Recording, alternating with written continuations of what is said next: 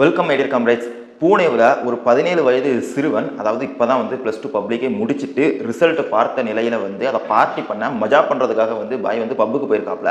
Actually பப்புக்கே 17 வயசு நிரம்பாத 18 வயசு நிரம்பாத வந்து பசங்களாம் போகக்கூடாது, பொண்ணுங்களும் போகக்கூடாதுங்கிற நிலைமையில இவர் போயிருக்காரு. போர்ஸ்ட் கார் ஓட்டியிருக்காரு, செல்ஃபாக ஓட்டியிருக்காரு, அதுவும் குடிச்சிட்டு ட்ரங்க் அண்ட் ட்ரைவ். வந்த வழியில் என்னன்னா 2 பேரை வந்து முட்டி மோதி ஆக்சிடென்ட் செஞ்சு அந்த 2 உயிர் வந்து பலியாகவே ஆயிடுது.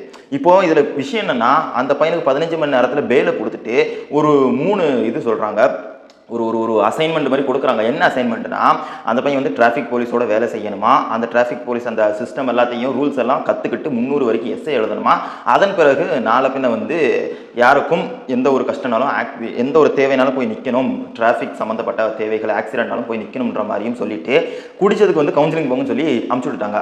இல்லை, சினிமாவில் பார்க்குறதெல்லாம் நிஜத்தில் வந்து நம்ம கேள்விப்படும்போது ரொம்ப ஆச்சரியமாக இருக்குது. ஒரு குறிப்பு என்னன்னா, நிஜத்தில் நடக்கிறதா சினிமாவில் காட்டுறாங்க.